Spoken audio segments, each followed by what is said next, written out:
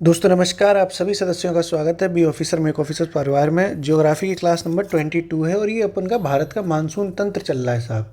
ये इसमें कल अपन ने काफ़ी चीज़ें पढ़ी थी, आज इसके आगे की कथा शुरू होगी। तो कल आपको याद होगा कि ये पश्चिमी जेट स्ट्रीम, पूर्वी जेट स्ट्रीम, कल पूरी कथा अपन ने आराम से आनंद लेते हुए, मज़े लेते हुए समझी थी। अब आपको मैं इसमें एक चीज़ और समझाऊंगा।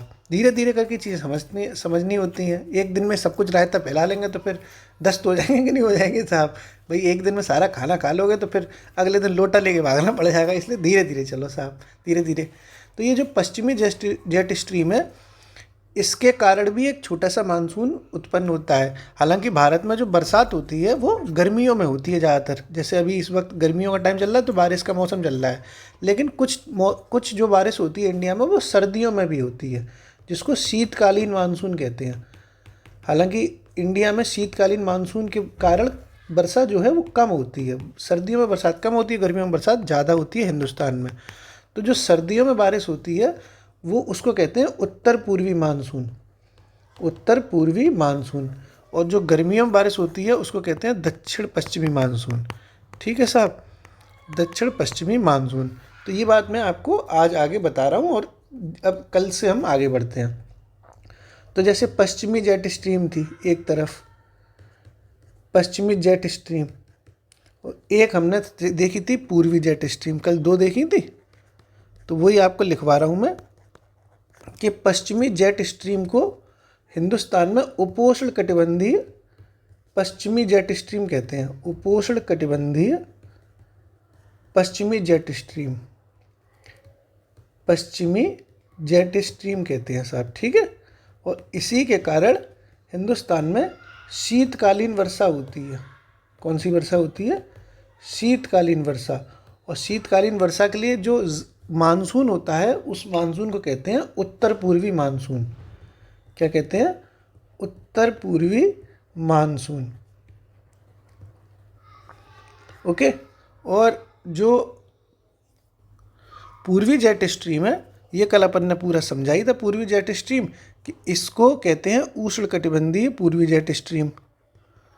उष्ण कटिबंधीय पूर्वी जेट स्ट्रीम, पूर्वी जेट स्ट्रीम। और इसी उष्ण कटिबंधीय पूर्वी जेट स्ट्रीम के कारण ग्रीष्मकालीन वर्षा होती है, गर्मियों वाली बारिश होती है। तो आपको ये क्लियर समझ में आ गया कि जो गर्मियों में बरसात होती है वो होती है पूर्वी जेट स्ट्रीम की वजह से। जो इस वक्त गर्मियाँ चल रही है, जून जुलाई में जो बारिश होती है वो इस ग्रीष्मकालीन वर्षा है जो पूर्वी जेट स्ट्रीम की वजह से होती है। और जो सर्दियों में वर्षा होगी वो पश्चिमी जेट स्ट्रीम की वजह से होगी। और ग्रीष्मकालीन वर्षा को कहते हैं दक्षिण पश्चिमी मानसून। क्या कहते हैं? दक्षिण पश्चिमी मानसून, दक्षिण पश्चिम मानसून। समझ में आ गया सब कुछ? ओके। उत्तर पूर्वी मानसून जो होता है दोस्तों, ये वाला जो मानसून होता है उत्तर पूर्वी मानसून, इससे सर्वाधिक वर्षा कहाँ होती है? सर्वाधिक वर्षा उत्तर पूर्वी मानसून से, उत्तर पूर्वी मानसून से सर्वाधिक वर्षा होती है तमिलनाडु में। ओके। तमिलनाडु में उत्तर पूर्वी मानसून से सर्वाधिक वर्षा होती है। और दक्षिण पश्चिमी मानसून से सर्वाधिक वर्षा कहाँ होती है? तो ये साहब होती है आपको मौसिन राम। आपने सुना हो एक जगह मौसिन राम, जो मेघालय में पड़ता है ना। मेघालय में आपने सबसे ज़्यादा बारिश होने वाला जो इलाका है वो मौसिन राम है, मेघालय। तो यहाँ पर जो सर्वाधिक वर्षा होती है वो होती है मौसिन राम से। ये आपने क्लियर चीज़ समझ ली। दोनों मानसून के बता दिया मैंने कि उत्तर पूर्वी मानसून सबसे ज़्यादा बारिश होती है वो होती है तमिलनाडु से, और दक्षिण पश्चिमी मानसून सबसे ज़्यादा बारिश होती है वो होती है मौसिन राम, मेघालय में। ये आपको बातें ये पूरा आपने समझ लिया। ओके। कोई प्रॉब्लम तो नहीं है ना? बस ये पश्चिमी है या पूर्वी है। पश्चिम में तो यहाँ पर ये ठंड में वर्षा होती है, या पूर्वी में यहाँ गर्मी में वर्षा होती है। सबसे ज़्यादा वर्षा इधर तमिलनाडु में, इधर मौसिन राम में। ये आपको बात आपके समझ में आ गई होगी अच्छे से। ठीक है। अब देखो अगला प्रोग्राम समझते हैं बल्लो। अगला प्रोग्राम है दोस्तों एल, मतलब इसी टॉपिक में, टॉपिक वही चल रहा है अभी। इसमें बहुत सी चीज़ें समझनी होती हैं। El Nino. एल नीनो क्या है साहब? एल नीनो ज्योग्राफी में आपने खूब टर्म सुना होगा, एल नीनो। तो एल नीनो दोस्तों एक प्रकार का मौसमी तंत्र है। मतलब एक ऐसी धारा है, समुद्री धारा, जिस वजह से पूरी दुनिया में कई देशों का मौसम प्रभावित होता है। तो ये कहाँ पाई जाती है, इसको क्या कहते हैं और हिंदुस्तान के मौसम पर इसका क्या फ़र्क पड़ता है वो अपन समझते हैं। जैसे ये एक प्रकार की जलधारा एक टाइप की होती है। जलधारा मतलब एक करंट टाइप का होता है, ठीक है, जिस करंट से पूरे दुनिया के मौसम का करंट लग जाता है साहब। तो ये कहाँ उत्पन्न होती है? तो आपने प्रशांत महासागर का नाम सुना होगा, प्रशांत महासागर का। तो प्रशांत महासागर के पूर्वी हिस्से में, पूरब तो इधर है ना, पूर्वी में यानी पूर्वी प्रशांत महासागर में, जैसे ये महासागर है प्रशांत महासागर, इसके ईस्टर्न हिस्से में ये इसका एल नीनो जो है वो पैदा होती है और इसकी वजह से सूखा पड़ जाता है कई देशों में, या कई देशों में बाढ़ आ जाती है, ये भी होता है। कई कई देशों में सूखा पड़ जाएगा, कई कई देशों में बाढ़ आ जाएगी। ये पूरे मौसम को चेंज करने वाली एक फैक्टर होता है। ओके, इसका जो शाब्दिक अर्थ है, मतलब इसका जो मीनिंग होता है, एल नीनो एक अलग लैंग्वेज में है। इसका जो मीनिंग होता है वो होता है, ईसा मसीह का नाम सुना है आपने, बालक ईसा, इनका मीनिंग होता है बालक ईसा। ठीक है, ये मैं आपको अभी समझा रहा हूँ, अभी मैं आपको लिखाऊंगा, ठीक है। बालक ईसा इनका मीनिंग होता है एल नीनो का। क्यों? क्योंकि ये क्रिसमस के टाइम पर उत्पन्न होती है।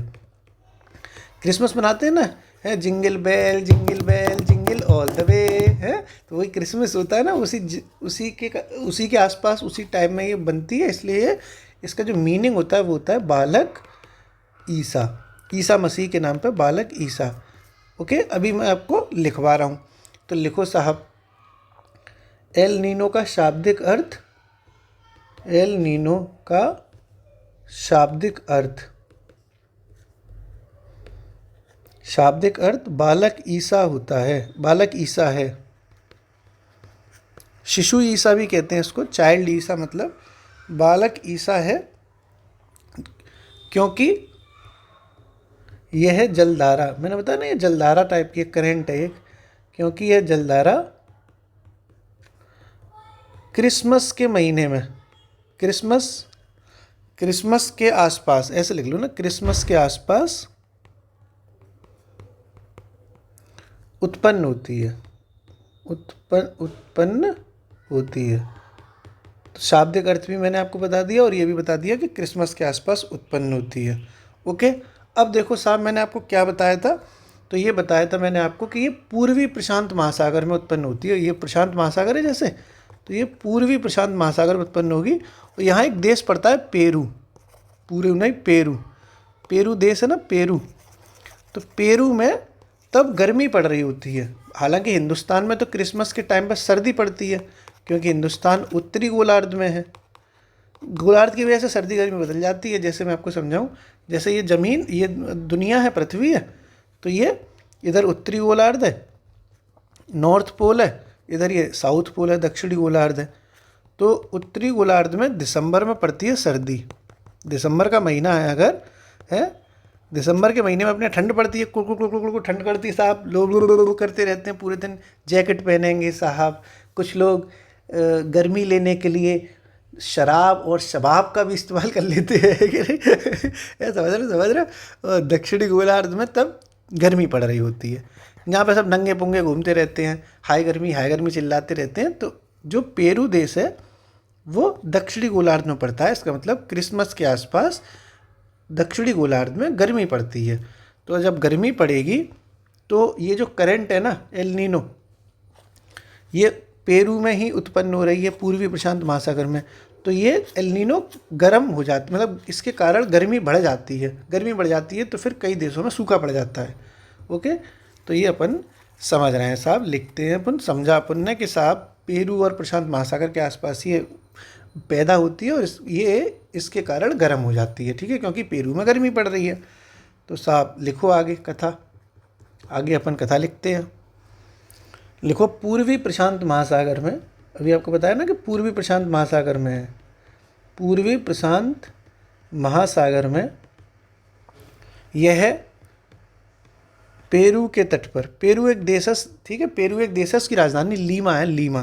तो पेरू के तट के निकट, पेरू के तट के निकट उष्ण मतलब होता है हॉट, गर्मी, गरम, उष्ण समुद्री धारा के रूप में, उष्ण समुद्री धारा के रूप में प्रकट होती है, प्रकट होती है। कौन सी है धारा? उष्ण मतलब गर्म समुद्री धारा के रूप में प्रकट होती है। इससे भारत सहित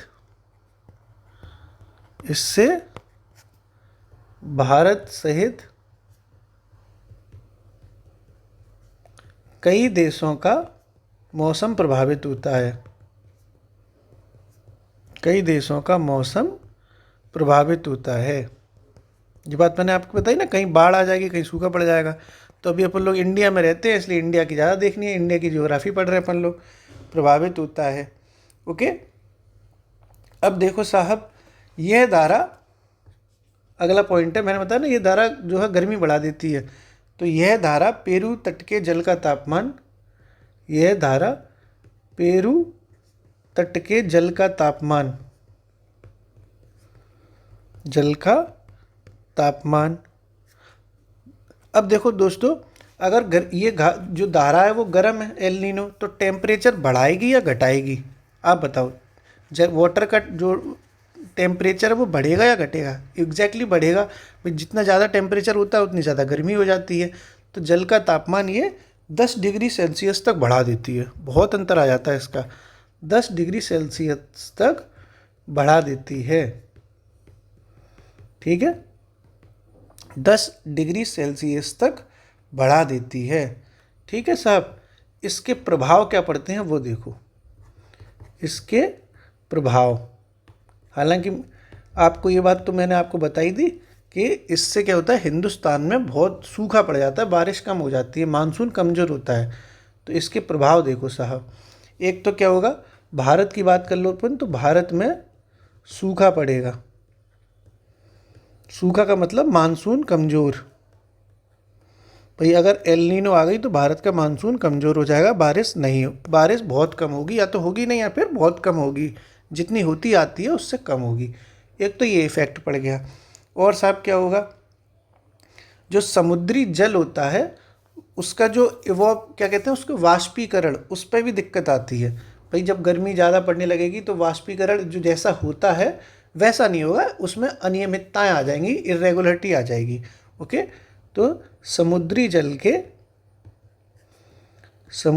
के वाष्पन कहते हैं, इवोपरेशन कहते हैं, क्या कहते हैं, एवेपोरेशन इंग्लिश में ऐसे कुछ बोलते हैं इसको। इसमें इरेगुलरिटी आ जाएगी, अनियमितता आ जाएगी, अनियमितता। जब कोई टेम्परेचर भैया अचानक से बढ़ गया 10 डिग्री, तो उस जो पानी है, समुद्री जल है, उसकी इवोपरेशन में, वाष्पन में एकदम से चेंज आ जाएगा। सीधी बात है भाई, अगर जब अचानक से गर्मी बढ़ जाएगी तो ज़िंदगी में चेंज आ जाता है, तो पानी में भी चेंज आ जाएगा। इंडिया में सूखा पड़ा हुआ है साहब। और देखो क्या क्या चीज़ें बदलती हैं। आप प्लवन जानते हो? प्लवन क्या होता है? प्लवन माने होता है पानी वाली चीज़ें, मतलब जैसे तैरना कह सकते हैं, मतलब समुद्री जल से जो भी चीज़ें जुड़ी होती हैं तो प्लवन कहते हैं उसको। इसी नाम से, मैं लिखना नहीं था, अभी मैं आपको सिर्फ समझा रहा हूँ। इस प्लवन से एक शब्द बना है दोस्तों, प्लैंकटन। प्लैंकटन एक शब्द बना हुआ है, प्लैंकटन। ये क्या होता है? प्लैंकटन में जो मछलियाँ होती हैं, समुद्र में जो मछली होती हैं, उनके खाने पीने के लिए ये प्लैंकटन होता है, कि प्लैंकटन पर वो निर्भर हैं। ये जो मछली होती है वो प्लैंकटन खाती हैं, मतलब जो छोटे छोटे जीव होते हैं, समुद्र के जो छोटे छोटे जीव होते हैं, मछलियाँ, उन्हीं को खा के जिंदा रहती हैं। तो इस प्लैंकटन में कमी आ जाती है अगर ये एल नीनो आ जाएगी। एल नीनो आ गई साहब, एल नीनो आ गई तो टेम्परेचर 10 डिग्री सेल्सियस बढ़ गया तो प्लैंकटन में कमी आ जाती है। और प्लैंकटन खाती हैं मछलियाँ, तो जब मछलियों को खाना ही नहीं मिलेगा तो फिर मछलियाँ भी तो मर जाएंगी। मछलियाँ मर जाएंगी तो मतलब मछलियों में भी कमी आ जाएगी। ओके, ये बात आपने समझी कि पहले प्लैंकटन में कमी आती है और मछलियाँ प्लैंकटन पर ही डिपेंड हैं। तो फिर जब प्लैंकटन मर गए तो मछली खाएंगी क्या, इसलिए मछली भी मर जाती है और मछलियों में भी कमी आ जाती है। ओके, तो अपन ये भी लिख लेते हैं एक पॉइंट। क्या लिखना है कि प्लैंकटन की मात्रा में कमी, प्लैंकटन की मात्रा में कमी। प्लैंकटन एक जीव है, जैसे अपन लोग जैसे खाना खाते हैं, रोटी सब्जी खाते हैं, ऐसी मछलियाँ प्लैंकटन खाती हैं। तो प्लैंकटन की मात्रा में कमी, अतः मछलियों की मात्रा में भी कमी। ओके, मात्रा में भी कमी, एक ये भी प्रभाव इसका पड़ जाता है। कौन कौन से प्रभाव पड़ गए कि एक तो भैया भारत में सूखा पड़ेगा यानी मानसून कमज़ोर हो जाएगा एल नीनो का आने से। एक ये कि समुद्री जल के वाष्पन में अनियमितताएं आ जाएंगी। एक ये कि प्लैंकटन कम हो जाएंगे साहब समुद्र में, तो फिर मछलियां भी मरने लगेंगी और कम हो जाएंगी। और साहब क्या हुआ, देखो ये जो पूरा समुद्री तंत्र है, पूरा जो समुद्री तंत्र है उसमें एकदम कमी आ जाएगी। मतलब कमी का मतलब है कि पूरे समुद्री तंत्र में, भाई समुंदर है उस, ये पूरा समुद्री तो है प्रशांत महासागर वगैरह, इसमें अगर अचानक से टेम्परेचर बढ़ गया, तापमान बढ़ गया, अगर टेम्परेचर बढ़ गया तो पूरा का पूरा सिस्टम हैंग हो जाएगा कि नहीं हो जाएगा। अचानक से चेंजेज आ गए तो उनमें परिवर्तन आ जाएंगे पूरे समुद्री तंत्र में, पूरे वायुमंडल में, भूमध्य रेखा में, हर जगह परिवर्तन ही परिवर्तन देखने को मिलेगा, क्योंकि इतना बड़ा चेंज हुआ, अचानक से टेम्परेचर बढ़ गया। जब टेम्परेचर बढ़ा तो इफेक्ट तो सब पे ही पड़ रहा है ना। तो भूमध्य रेखा के आसपास का जो वायुमंडल है उसमें भी परिवर्तन आ जाते हैं। ओके, तो भूमध्य रेखीय वायुमंडल तंत्र में परिवर्तन, ये भी इससे प्रभाव पड़ता है। ये बहुत सिंपल चीज़ है, इसमें दिमाग नहीं लगाना है कि यार ये क्या हो गया। मतलब भूमध्य रेखा के आसपास जो वायुमंडल है वो इस एल नीनो के आने के कारण उसमें थोड़े बहुत चेंज आते हैं। जाहिर सी बात है भाई, भारत में सूखा पड़ गया, ये चेंज आ गया, समुद्री जल के वाष्पन में अनियमितताएं हो गई, प्लैंकटन कम हो गया, तो सब पे ही इफेक्ट पड़ा है किसका, एल नीनो का। ओके, समझ में आ गई। अब अपन आगे बढ़ते हैं साहब। अब देखो ये जो एल नीनो होती है ये क्या हमेशा होती है या फिर कुछ कुछ टाइम बाद होती है। तो यहाँ पर नोट करना है साहब कि ये हमेशा नहीं होती है, 2-3 साल के बाद हो सकती है। मतलब ऐसा नहीं कि हर साल होगी। तो एल नीनो की घटना मतलब 3-4 साल के अंतराल पर होती है। ठीक है, 3-4 साल के अंतराल पर होती है, 3-4 साल के अंतराल पर होती है। ओके साहब, ये आपने एक बात और लिखी। मतलब इस तरह से स्टेटमेंट आ जाए कि ये एक रेगुलर यानी नियमित घटना है, तो नियमित नहीं है, कोई इसकी भविष्यवाणी नहीं हो सकती कि साहब ये हर साल हो रही है या नहीं हो रही। तो ये बात अपने को याद रखनी है कि साहब इससे ये कोई रेगुलर नहीं है। ऐसा नहीं है कि जैसे बारिश हर साल होती है तो एल नीनो हर साल आएगी, ऐसा नहीं है। ठीक है, तो अतः ये नियमित घटना नहीं है, यानी अनियमित घटना है। अतः यह एक अनियमित घटना है। अनियमित का मतलब होता है कि कोई टाइम टेबल नहीं है, कभी भी आ सकती है। ये भी आपको मैंने समझाने की कोशिश करी। अब देखो आपने ये बात देखी होगी कि मैंने इसमें बताया था कि कहीं तो सूखा आएगा, कहीं बाढ़ भी आ सकती है, ये भी तो बताया था मैंने आपको। तो इंडिया की तरफ तो इसमें सूखा आ रहा है। इंडिया का मतलब है एशिया में इंडिया है, तो एशिया महाद्वीप में जो ज़्यादातर देश हैं उससे ये सूखा आएगा। और बाढ़ कहाँ पर आएगी, तो इससे बाढ़ जो आती है वो दक्षिणी अमेरिका महाद्वीप में आती है। ठीक है, तो इससे दक्षिण अमेरिका में ये जो ब्राज़ील पड़ता है और भी जो देश पड़ते हैं वहाँ पर इससे बाढ़ आ जाती है। तो दक्षिण अमेरिका में वर्षा में वृद्धि होती है। भाई बारिश ज़्यादा होगी तभी तो बाढ़ आ जाएगी, तो वर्षा में वृद्धि हो जाती है किससे, एल नीनो से। ओके, इंडिया में सूखा पड़ गया। इंडिया का मतलब एशिया महाद्वीप। एशिया में जो देश हैं, जैसे एशिया में मलेशिया भी है, इंडोनेशिया भी है, यहाँ पर क्या होगा, एशिया है, इंडोनेशिया, इसमें क्या हो जाएगा, सर्वाधिक वो सूखा पड़ जाएगा और दक्षिण अमेरिका में बारिश बढ़ जाएगी। उल्टा चलता है साहब। और एल नीनो की घटना 3-4 साल की गैप पे होती है, इसका मतलब ये एक अनियमित घटना है, इरेगुलर घटना है। ओके, अब अगला अपन को देखना है, वो देखना है ला नीना। एक तो आपने देखा एल नीनो, एक अगला देखेंगे ला नीना। और बताओ, सब बढ़िया चल रहा है, मस्ती चल रही है यार। एक छोटी सी रिक्वेस्ट है, वैसे तो मैं अपने वीडियो में हंसाता रहता हूँ, लेकिन आज मैं एक बहुत प्यारी बात आपसे कहूँगा। जैसे आपके मम्मी पापा होंगे, ओके, और आप लोगों की उम्र भी 25 साल से प्लस ही है। आप में से बहुत ही कम लोग ऐसे होंगे जो 25 साल से छोटे होंगे, सभी लोग 25 साल से ऊपर के नहीं हैं, लेकिन ज़्यादातर लोग 25 साल के ऊपर होंगे। तो देखो दिवाली आएगी अभी कुछ दिनों बाद, तो यार कोशिश करना कि कुछ अपने मम्मी पापा के लिए छोटा मोटा गिफ्ट ले जाओ। मैं ये नहीं कह रहा कि आपके पास अगर पैसे नहीं है तो आप कर्जा ले लो, ऐसा नहीं। गिफ्ट की कोई कीमत नहीं होती है। मम्मी पापा को आप अगर 50 रुपये का भी कोई गिफ्ट देंगे उससे भी बहुत खुश होंगे लोग। ऐसा नहीं है कि आपके पास 50 रुपये भी नहीं होंगे। अब आप सबकी बात नहीं कर रहे, लेकिन 50 रुपये भी आपके पास ना हो ये मुझे थोड़ा कम विश्वास होता है। अगर आप तैयारी करें तो 150 रुपये तो आपके पास रहते होंगे, तो 50 रुपये में आप चीज़ें ले सकते हो अपने मम्मी पापा के लिए। 100 रुपये का पर्स आता है साहब, क्या दिक्कत है, पर्स दे दो पापा को। मम्मी के लिए कुछ अपने जैसे होती है ना ईयर रिंग्स टाइप की होती हैं जो सस्ती आती हैं, ये सब चीज़ें ज़रूर किया करो। अगर नहीं तो आपकी जो ज़िंदगी है ना बहुत सिमट कर रह जाएगी। आप सोचते रहोगे कि काश पहले मैं जॉब ले लूँ, जॉब ले लूँगी तब मैं मम्मी पापा के लिए करूँगी। तो हम ज़िंदगी भर क्या सोचते हैं कि पहले ये काम हो जाए फिर हम वो वाला काम कर लेंगे, फिर वो वाला काम हो जाएगा तो हम ये वाला काम कर लेंगे। हम अपनी चीज़ें टाल देते हैं कल पर।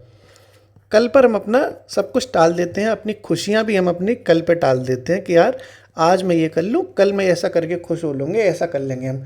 ये मत करो यारों, ज़िंदगी आज ही जियो। आज हमारे पास पैसे कम है तो क्या हुआ, लेकिन दिल तो हमारा बड़ा है। मम्मी पापा हों, भाई बहन हो, उन्हें आपके पैसों की चिंता नहीं है कि आप कितने रुपए का आइटम लेके आए। आपकी मम्मी ऐसा नहीं है कि आप 10,000 रुपये की बनारसी साड़ी लेके आओगे तभी खुश होंगी। वो 25 रुपये के ईयर रिंग से भी खुश हो जाएंगी, वो 50 रुपये की चूड़ियों से भी खुश हो जाएंगी। आप लेके तो जाओ उनके लिए, देखना वो इतना आपके उस प्रेजेंट से इतना खुश होंगे, उन्हें लगेगा कि हमारा बेटा हमारी बेटी अब समझदार हो रही है। ये बहुत खुशी के लम्हे होते हैं। आप इन लम्हों को ना बहुत गलत तरीके से व्यर्थ कर रहे हो, टोटली वेस्ट कर रहे हो। बुरा लग जाएगा हो सकता है कई लोगों को, बट आप लोग अपनी लाइफ में टाइम वेस्ट अच्छा खासा करते हो। हमेशा चीज़ें कल पर टाल देते हो, कल कर लेंगे, कल कर लेंगे। नहीं, आज करो, कल मत करो। आप में से कई लोग अब बहाना लगाएंगे कि मेरे पास टाइम नहीं है साहब, मेरे पास ये नहीं है, मैं वो। अब कई लोग तो मैसेज करते हैं मेरा बच्चा पालती हूँ, किसी की शादी हो तो बच्चे पालती हूँ इसलिए मुझे टाइम नहीं मिलता। भाई साहब, आप बच्चे पालो, चाहे आप भी तो कभी बच्चे रहे होगे, आपको भी तो किसी ने पाला कि नहीं पाला। वो भी ये कह देता मेरे पास टाइम नहीं है। ऐसा नहीं किया करो, ज़िंदगी जियो थोड़ा सा रौनक, माँ बाप के संग जियो, दोस्तों के संग जियो। ज़िंदगी आपने कुंठित बना ली अपनी। हमेशा ज़िंदगी को जीने के लिए इतना पैसा चाहिए, इतना पैसा चाहिए, ज़रूर थोड़ी नहीं है। पैसा तो ज़िंदगी आसान बना देता है, लेकिन अगर पैसा नहीं है तब भी ऐसा नहीं है कि ज़िंदगी जी नहीं जा सकती। और अगर आपको इतनी ही पैसों की ज़रूरत है तो कमाओ।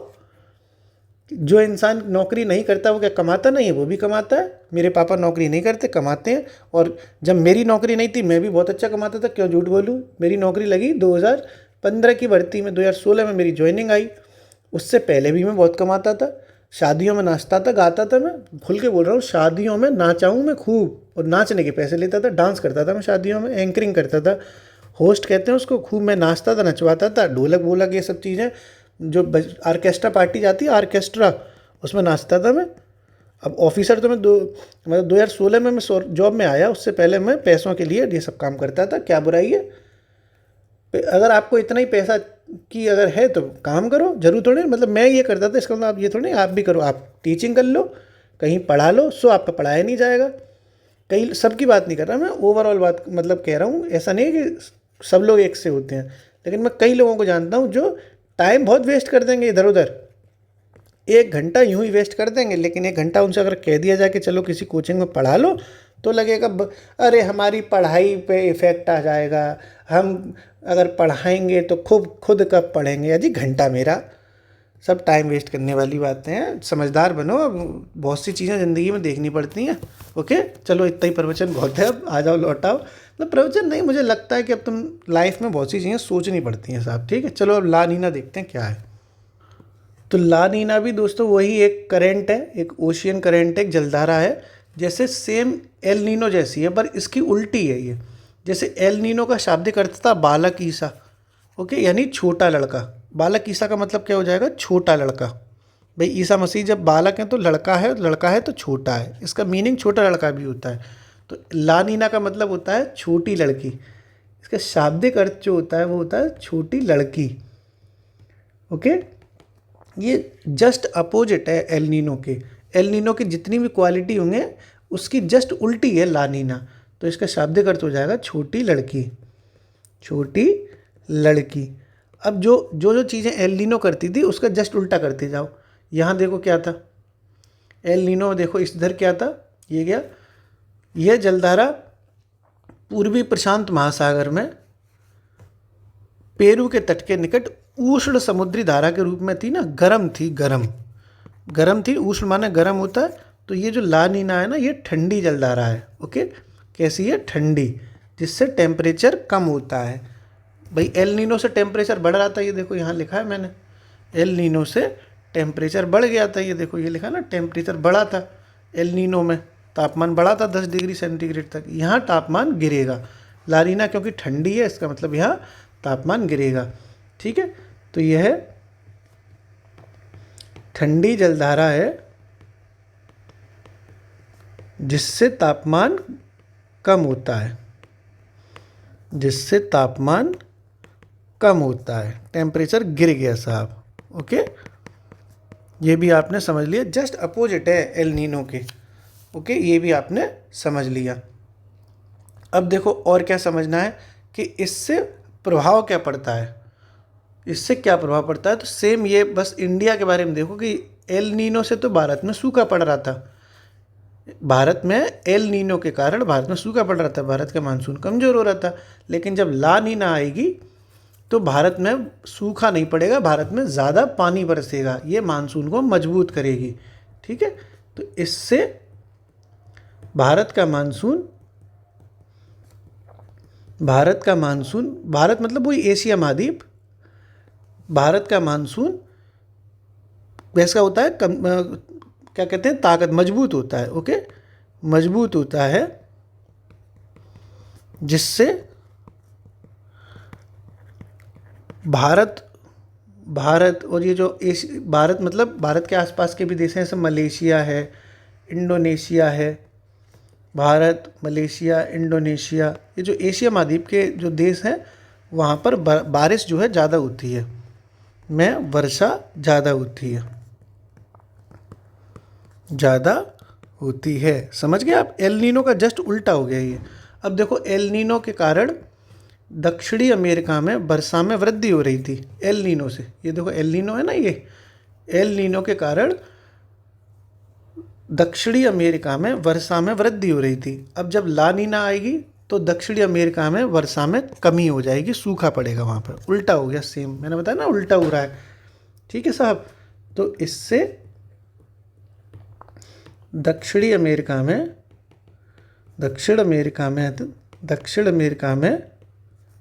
वर्षा में कमी आती है, वर्षा में कमी आती है। जस्ट अपोजिट हो गया एल नीनो के। ओके, कोई दिक्कत नहीं है किसी भी तरीके से, सब कुछ समझ में आ गया साहब। ठीक है, ओके साहब, एल नीनो और ला नीना आपने समझ लिया। अब चलो एक चीज़ और समझते हैं, उसको कहते हैं पश्चिमी विक्षोभ। पश्चिमी विक्षोभ, आपने ज्योग्राफी में ये सारी चीज़ें पढ़ी खूब होंगी, हो सकता है आपको पहले से भी पता हो।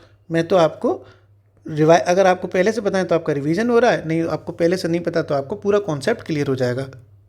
इसको वेस्टर्न डिस्टर्बेंस इंग्लिश में कहते हैं, वेस्टर्न डिस्टर्बेंस।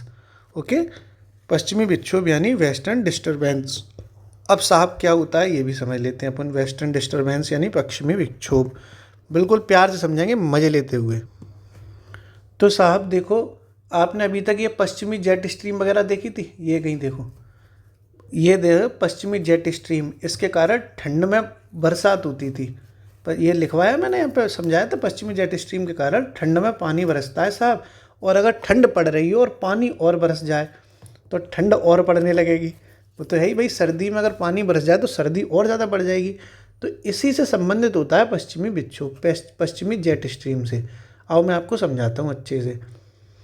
ठीक साहब, तो क्या हुआ, पश्चिमी जेट स्ट्रीम की वजह से, ठीक मैं आपको पहले समझा दूँ रफली फिर लिखवाता हूँ। पश्चिमी जेट स्ट्रीम की वजह से क्या हुआ, ठंड में पानी बरसा। भाई ठंड में शीतकाल में, ओके, शीतकाल में पानी बरसा। शीतकाल में जब पानी बरसा तो क्यों बरसा, कहाँ से बरसा, तो एक तो पश्चिमी जेट स्ट्रीम की वजह से बरसा, और जो भूमध्य सागर आपने सुना होगा, भूमध्य सागर, तो भूमध्य सागर से पार करके कुछ हवाएं इंडिया में एंट्री मारती हैं। हवाएं होती हैं, हवाएं, वो इंडिया में एंट्री मारती हैं। इंडिया में एंट्री मार दी साहब कुछ हवाओं ने, और वो हवाएं होती हैं भूमध्य सागर से आती हैं, और वो ठंडी ठंडी हवाएं होती हैं, बहुत ठंडी ठंडी हवाएं। ठंडी ठंडी हवाएं होंगी तो ठंड बढ़ जाएगी साहब। भाई अगर सर्दी पड़ रही हो और हवाएं और चलने लगे तेज तेज, तो वैसे ही आदमी एकदम कुड़कुड़ कुड़कुड़ कुड़ करने लगेगा ठंड के मारे। तो वो हवाएं कहाँ से आती हैं? भूमध्य सागर को पार करके आती हैं हिंदुस्तान में ठंडी ठंडी हवाएं, और इंडिया में एंट्री मार देती हैं। और ये सब का किसकी वजह से होता है? पश्चिमी जेट स्ट्रीम की वजह से। अब जब हवाएं वो पानी बरसा देती हैं, हवाओं से तो पानी बरसता है साहब, हवा आ रही है आर्द्रता ग्रहण करके, तो वो आर्द्रता, समझते हो आर्द्रता, अगर हवा में आर्द्रता होगी तभी तो पानी बरसेगा। ये तो आपको पता होना चाहिए ना, नॉर्मल सा कॉन्सेप्ट है। जब हवाओं में आर्द्रता होती है, आर्द्रता को इंग्लिश में कहते हैं ह्यूमिडिटी, ह्यूमिडिटी। जब हवाओं में ह्यूमिडिटी होगी तो वो पानी बरसाती हैं। तो ये आर्द्रता हवाओं में कहाँ से आती है? एक तो भूमध्य सागर से आती है साहब, एक और आती है कैस्पियन सागर से। दो सागरों से आती हैं, एक तो आती है भूमध्य सागर से और एक आती है कैस्पियन सागर से। ठीक है, तो यानी पश्चिमी जेट स्ट्रीम के कारण भूमध्य सागर को पार करते हुए कुछ हवाएं, कुछ ठंडी हवाएं इंडिया में एंट्री मारती हैं, जो आर्द्रता कहाँ से ग्रहण करती हैं, ह्यूमिडिटी कहाँ से ग्रहण करती हैं? एक तो भूमध्य सागर से और एक कैस्पियन सागर से, और इंडिया में ठंड में पानी बरसा देती हैं, जिस वजह से भारत में जो है ठंड बढ़ जाती है। और ये जो ठंड बढ़ती है वो कहाँ बढ़ती है साहब?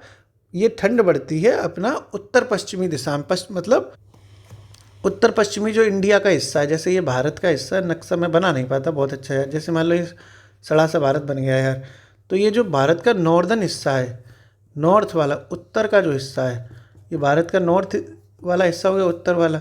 तो उत्तर और उत्तर पश्चिमी दिशा में ये वाला जो हिस्सा है, नॉर्थ वेस्ट वाला, ये वाला जो हिस्सा है, उस वजह से इस पश्चिमी विक्षोभ के कारण, इस वेस्टर्न डिस्टर्बेंस के कारण यहाँ पर खूब सारी पानी बरसता है और खूब यहाँ पर ठंड बढ़ जाती है।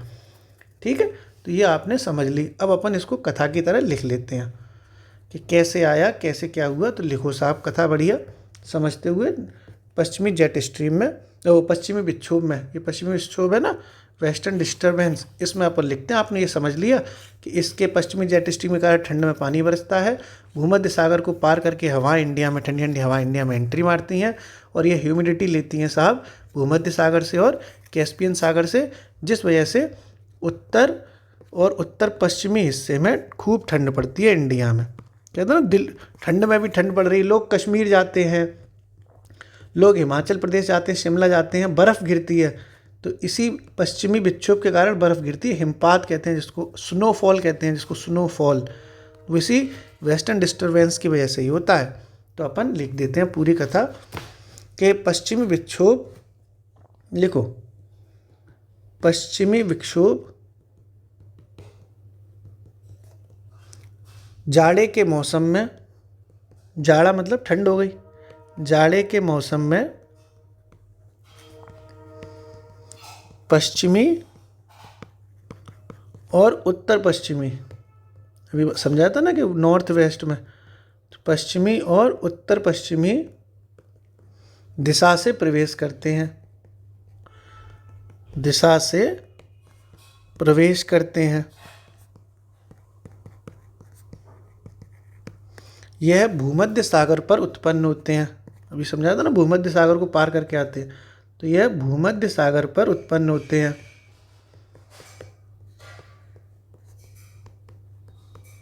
उत्पन्न होते हैं और कैस्पियन सागर से आर्द्रता ग्रहण करते हैं। ये भी अभी आपको समझाया। कैस्पियन साथ ही मतलब, और साथ ही मतलब भूमध्य सागर से तो करेंगे, साथ ही कैस्पियन सागर से आर्द्रता ग्रहण करते हुए, आर्द्रता ग्रहण करते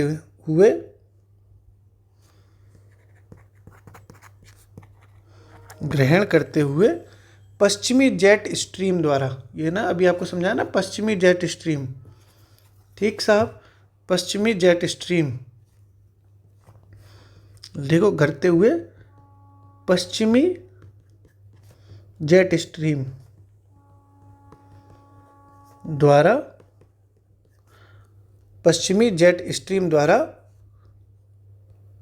उत्पन्न होते हैं। ठीक है, द्वारा उत्पन्न होते हैं।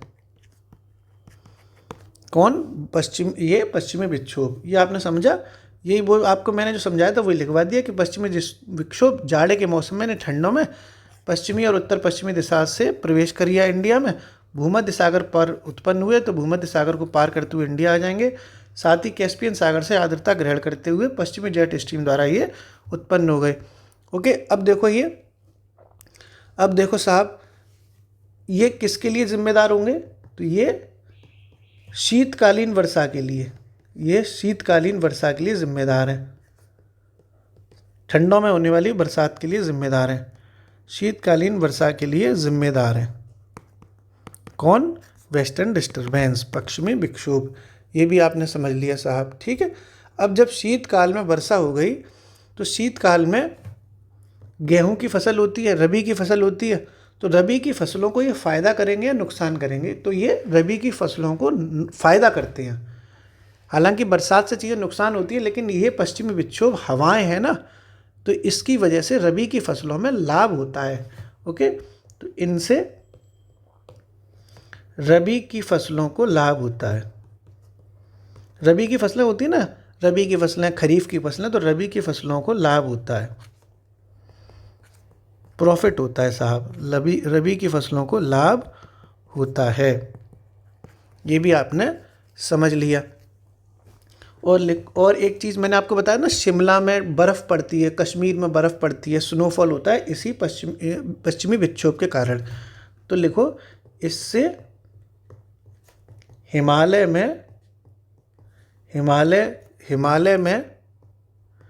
मतलब वही हिमालय पर्वत हो गया, जहाँ शिमला, मनाली, कश्मीर, लद्दाख फद्दाख जैसे सब में स्नोफॉल, हिंदी में कहते हैं इसको हिमपात, होता है। ये आपने पूरा पश्चिमी विक्षोभ समझ लिया।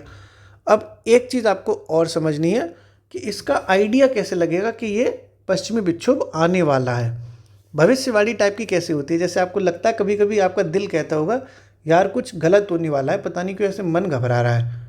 ऐसा कभी कभी आपके मन में आता है ना कि यार कुछ चीज़ें ऐसी लग रही है कि साहब आंख फड़फड़ा रही है, कुछ गलत होगा। ऐसा होता है ना, तो इसका भी कोई संकेत होता है, कोई सिग्नल मिलता है कि साहब ये काम हो रहा है, अब वेस्टर्न डिस्टर्बेंस आएगा, अब पश्चिमी विक्षोभ आएगा।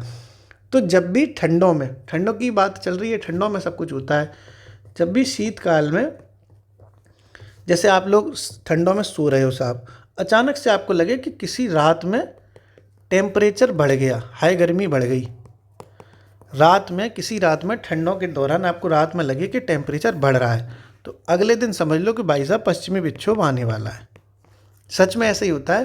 वैसे तो सर्दियों में रातें जो हैं ठंडी होती हैं, टेम्परेचर डाउन रहता है, लेकिन अगर किसी रात में ये फील होने लगे कि टेम्परेचर बढ़ रहा है, आज सर्दी कम है, आज गर्मी लग रही है, तो इसका मतलब है कि अगले दिन पश्चिमी विक्षोभ आएगा और धुआं मचा देगा। ज़िंदगी में इतनी बारिश होगी ठंडी की कि एकदम शरीर के हाड़ मांस सब कांप जाएंगे।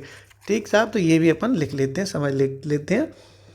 लिखो साहब कि शीतकाल में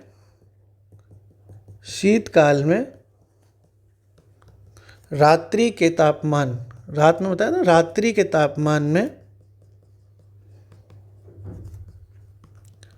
वृद्धि, रात के तापमान में वृद्धि होने का यह संकेत है कि पश्चिमी विक्षोभ आने वाले हैं, पश्चिमी विक्षोभ आने वाले हैं। इसका मतलब ये पूर्व संकेत टाइप का हो गया, आने वाले हैं। अगर किसी रात के टेम्परेचर में वृद्धि होती है ठंडों में, तो समझ जाओ कि बेटा अगले दिन धुआं मचेगा।